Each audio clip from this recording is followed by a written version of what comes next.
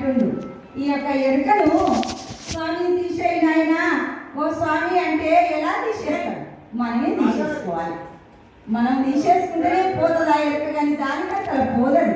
దాని ఎప్పటి నుంచో 84 లక్షల జీవోపాధులు పుట్టి గిట్టి నుంచి వస్తుంది. అది యుగ యుగాల నుంచి జన్మ జన్మాల నుంచి ఇప్పుడు మొదగాలు క్రిమికీటకాదులు జంతుజాలము పశుపక్షాలు నదులు వనాలు నానా మృగాలు విహిత కర్మములు వేద శాస్త్రములు ఎత్తిన తర్వాత కడసారి మానవ జన్మ వచ్చింది కాబట్టి ఉట్టిగా ఓదరి.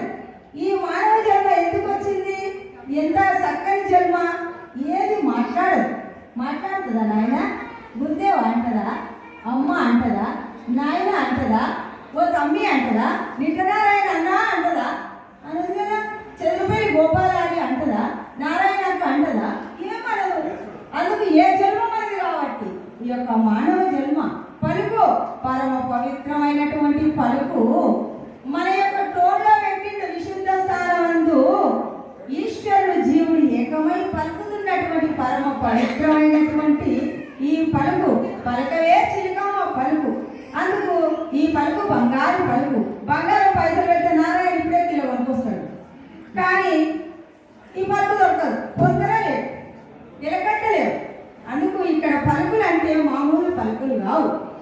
ఏమని చెప్పిండంటే జనులార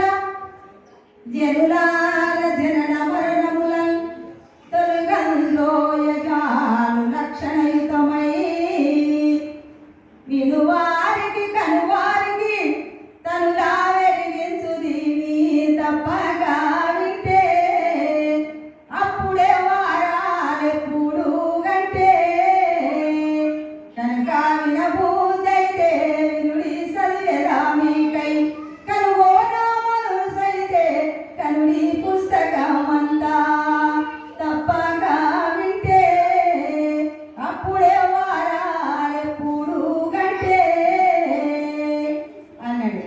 అందుకు ఈ పుస్తకమంతా కనుగొన మనసు అయితే కనుండి విన మనసు అయితే వినుండి చదివేదా మీకై ఈ పుస్తకం అని ఆ రకంగా చెప్పి సాధన సంపత్తి గల సాధకుడొక నరుడు ఘోర సంసారమునను బాధపడలేక తన పుణ్యోదయమున గురుని గాంచి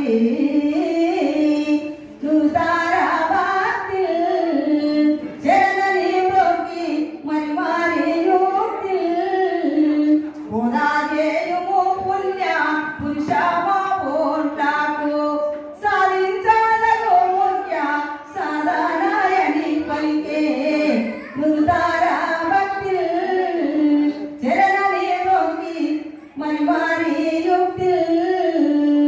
అయితే సాధించదగు ముఖ్య సాధన సంపత్తి గల సాధకుడొక నరుడు ఘోర సంసారం భారపడలేక.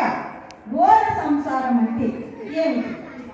మరి పిల్లల గండం కాదు, పెళ్లి చేసుకోవడం కాదు, సంసారం చేయడం కాదు, ఇంత సుఖ బాంధవులే కాదు. ఘోర సంసారం అంటే తల్లి గర్భమే ఘోర సంసారం, ఘోర నరకం. అన్ని మహనీయుడు మరి పూజలు చేసిండు, మరి యజ్ఞాలు చేసిండు, యాగాలు చేసి గుళ్ళు గోపురాలు యాత్రలన్నీ తిరిగి తిరిగి తిరిగి తన స్వస్థానం ఏంటో తెలియక ఒక గురువు దగ్గరికి వచ్చిండు. ఎవరి దగ్గరికి? చంద్రపల్లి గోపాలాని దగ్గరికి వచ్చి, అయ్యా నా పరిస్థితి ఏంటి నాయన గురుదేవా, మరి